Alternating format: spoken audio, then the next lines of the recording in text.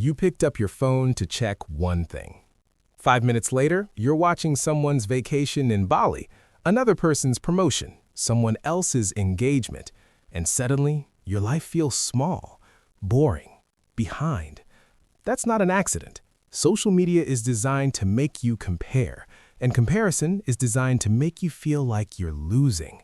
Here's the truth. You're not falling behind. You're just trapped in a highlight reel that was never meant to reflect reality. Today, I'm going to show you how to break free from the comparison trap and how to actually enjoy your life again instead of constantly measuring it against everyone else's curated version. Let's talk about what's actually happening when you scroll. You open Instagram, TikTok, Twitter, whatever, and within seconds, you're bombarded with people living their best lives. Someone just bought a house. Someone else is traveling the world. Someone's business just hit 6 figures. Someone got engaged. Someone lost 30 pounds. And your brain does this thing. It takes all of that, everyone's highlight reel, and compares it to your behind the scenes. Their best day versus your average Tuesday. Their filtered photo versus your messy reality. Their wins versus your struggles. And you lose every single time. Because here's what social media doesn't show you. The debt behind the house, the burnout behind the business, the fights before the engagement, the 50 failed attempts before the weight loss. You're not seeing reality. You're seeing a commercial, and you're comparing your real life to someone else's advertisement. That's why it feels so bad, because it's not a fair comparison. It was never supposed to be. But here's the scariest part. Your brain doesn't know the difference. When you see someone's success, your brain registers it as if they're in your tribe, your immediate circle, which means you're constantly comparing yourself to hundreds or thousands of people who aren't even in your actual life. And that's exhausting, because you're not just competing with your friends anymore. You're competing with the entire world, and you can't win that game. Nobody can. Now, you've probably told yourself, I'll just use it less, I'll set limits, I'll be more mindful. And how'd that work out? Because here's the thing, social media isn't designed for moderation, it's designed for addiction. Every notification is a dopamine hit, every like is a reward, every scroll is a slot machine pool, hoping for something interesting. Your brain is literally being rewired to crave the validation, the novelty, the constant stimulation. So when you try to just use it less, you're fighting against an entire team of engineers whose job is to keep you hooked. That's not a fair fight. And even when you do limit your time, the damage is already done. Because it's not just about how long you scroll, it's about what stays with you after.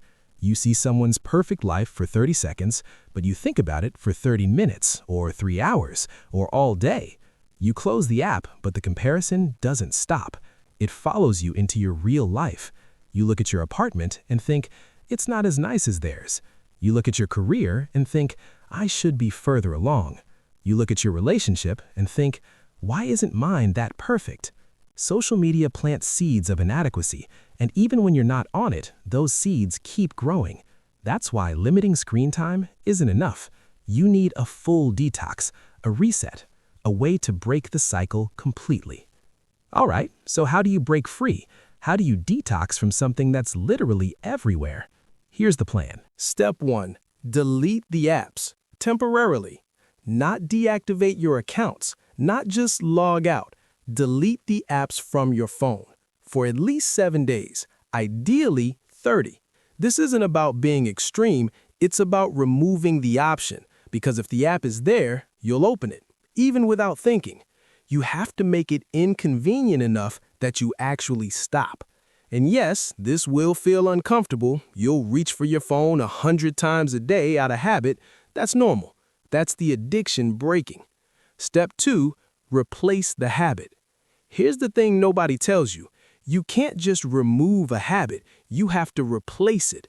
Every time you reach for your phone, you need something else to do. Read a book, go for a walk, journal, call a friend. Do literally anything that doesn't involve scrolling.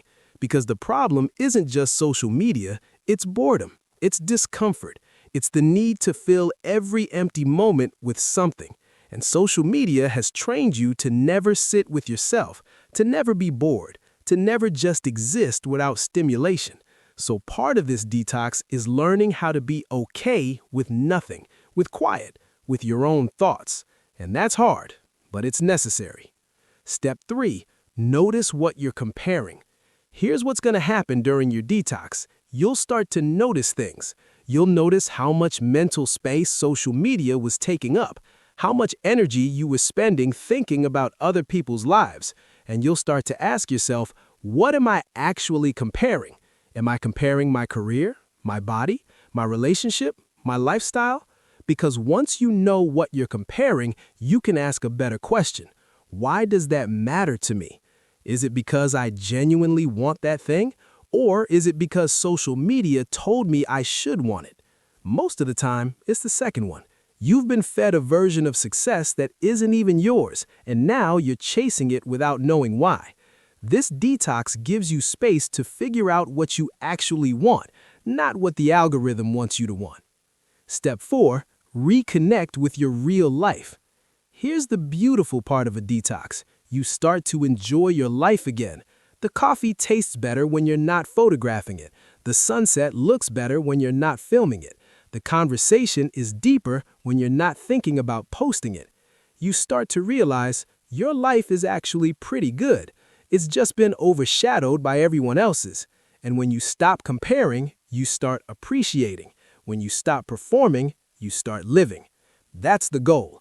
Not to hate social media, not to never use it again, but to break the comparison cycle so you can actually enjoy the life you already have. So what happens when your detox is over? Do you go back? Do you stay off forever? That's up to you. But here's what I recommend. First, don't rush back. If 7 days feels good, try 14. If 30 feels great, try 60. There's no prize for getting back on as fast as possible. Give yourself the space to fully reset. And when you do go back, if you go back, set rules. No scrolling first thing in the morning, no checking before bed, no mindless scrolling when you're bored.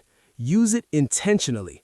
Post if you want, check messages if you need, but don't let it become background noise again.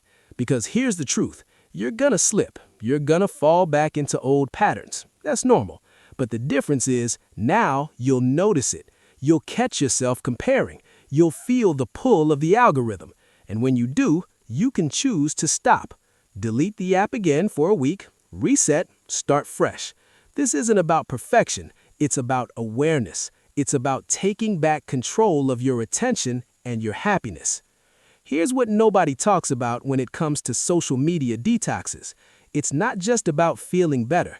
It's not just about less comparison. It's not just about more free time. It's about rediscovering who you are when nobody's watching.